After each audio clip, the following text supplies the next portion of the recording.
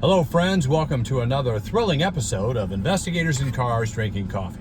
I'm your host, Mark Moran, President of Complete Legal Investigations in Palm Beach Gardens, Florida, joined once again by the beautiful and talented Wendy Strom-Moran, El Vice Presidente of Complete Legal Investigations, licensed private investigator, certified paralegal. Hola. Hola.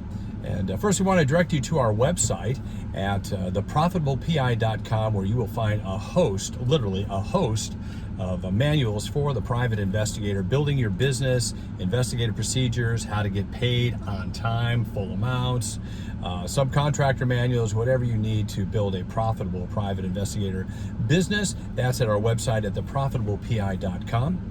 Wendy, Yes. we're going to talk today about the top five pet peeves about PI work.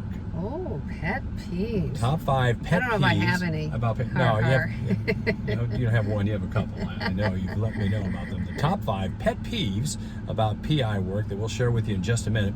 But first, let's hear from our sponsors at ORUP and Working PI Magazine, liability insurance for the professional private investigator.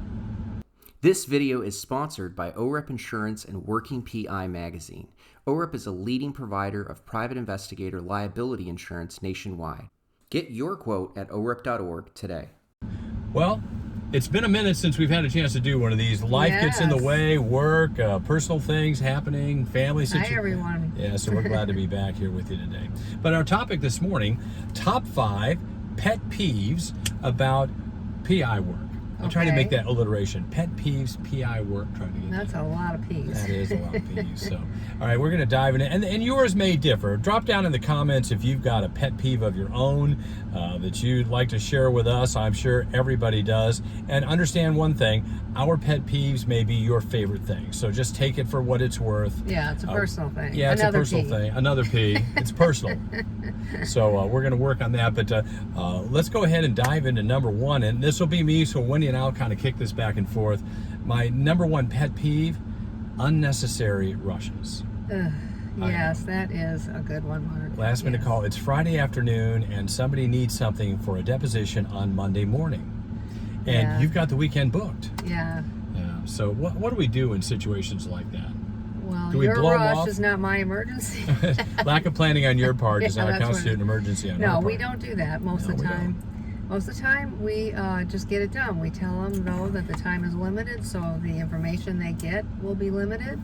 And most times they're like, okay, that's cool. Get them whatever you can. And we also charge a premium. Yes. We charge a premium. We're going to have to work late on Friday night or do something over the weekend when we already have plans. Again, that's just lack of planning on the client's part. Or it may be a surprise, hey, I just found out something's happening. I need this and so over there. I need you to throw a body at this address or whatever. Right. Things happen. Right. But you have to stay flexible. You do have to stay flexible. Yeah. We're not in a, we're not Ubers, but when they call you, they need you. Yeah. So that is one pet peeve. But a lot of unnecessary rushes are simply lack of planning. Yes, if it's Let's a face habit, it. yes. If you find a couple clients habitually sending you information at the last minute or habitually needing rushes, maybe it's time to find another client. Yeah. So, but we're happy to do it. We'll just charge a premium, get the job done as best we can with the limitations that we stipulate. Yes. All right, number two. Harvesting public records. Oh. I mean, in the old days, you used to have to go to the courthouses and get them, and that was really a lot of work. Old days. But everything's online now. It's very arduous, and it's sending people, a lot of these agencies are not up to date. You're still sending checks. You're still doing things by mail. It's, it takes patience and then waiting for reports to come in. They trickle in. I order a lot of incident reports here in Florida. They're public records. So it's just record keeping. What have I got? What do I don't have? So yeah, it's a lot. It's just a lot of work, a lot of patience, a lot of detail. And still a lot of phone calls. You can't handle everything. Not everybody has a portal Rural counties in some states don't even. Out of state is out of really, state, you have to call. You have to call somebody up and get a clerk. Ordinarily, though, they're very friendly. They're very cooperative. They'll help you because they're looking for something to do. It's just dialing for dollars, though. You're just trying to find all the right numbers to call all these places and find their portals, and it's so much research just to even make a request anymore. But you know. All right, that's number 2, harvesting public records. Number 3, sitting in court. There's a reason I didn't go to law school. I hate sitting. I can sit in the car for about an hour. If I'm driving, I can do it, but I don't. That's my number 5 pet peeve, is something else. But sitting in court, waiting. And if you're an investigator and you're a witness, it means you can't even be in the courtroom. Oh. We just finished a 2-day hearing in federal court down in Miami. And we were able to stay in the courtroom because we were not listed as witnesses, but we were coordinating witnesses. Right, and we were allowed to have our phones. Yeah, which was super helpful. Yeah, but if normally, if you're a witness, you're just sitting out there in the hall. You have no idea what's going on until they call you. And so I've been a witness and I've been a witness coordinator. I much prefer the latter, but I still don't like sitting in court. Yeah, even if you're just sitting and watching your case, it can get really dull and cold and boring. Yeah. It's not like TV. So No, it isn't. I had to learn that the hard way. What takes an hour on TV takes 3 weeks in court. Yes. In real life. Yes. So that's a pet peeve. Number 4. Am I holding up the right number of fingers? Your turn. Collecting money. Collecting money. Well, and I don't usually do it. Mark does. I thought that was our favorite part. No, getting paid is our favorite part. Yes. Collecting money. Collecting old debt is not fun. And I mean, these are our clients and we love them, and really, we have very few problems. Very few anymore. But it just gets to be so uncomfortable, and I get angry, I'm just like, come on. I think it's harder for you. To me, it's business. I just call and harass them, just say, hey, look, you need to pay the bill. But that doesn't always work. It doesn't always work. And sometimes I've been forced to discount our fees just to get paid. Yeah. And I'll make a my other pet peeve. Okay, you got a $1,000 invoice. If you pay me $750 right now at this moment, I'll settle the rest of it right off. He's smart to do that. He's very smart. It works well. Yeah, but that's what's one of the things. What's most important is getting the cash flow in. Yeah. And I'm not going to live and die on a couple $100. I just don't do business with the client anymore. If that happens.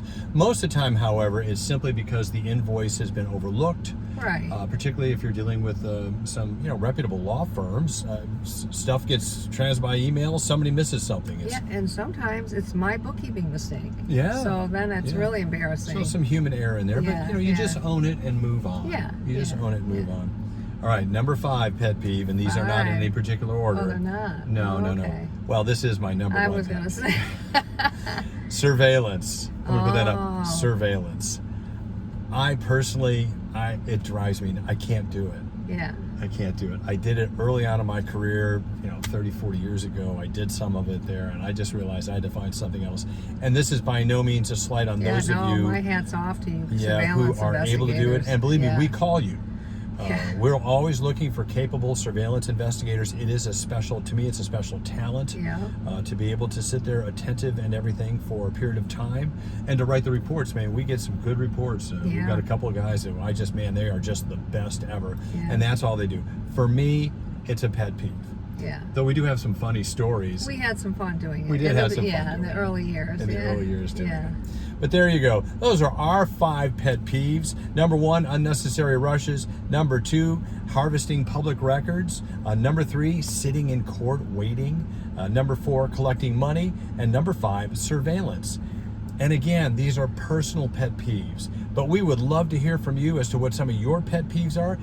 This is a wonderful profession. We love it. It's been very, very good to us. But there's still in everything things you don't like or things you just got to deal with. Yeah. Because you're in business. Yeah, I mean, there's days when I don't really want to do this, but this is my job, this is my business, and we just gut it out and we suck it up and do it. And there are days we love it. There are days we have so much fun that it's hard to imagine that we'd ever be doing anything else. You take the good with the bad, right? You do. You certainly do.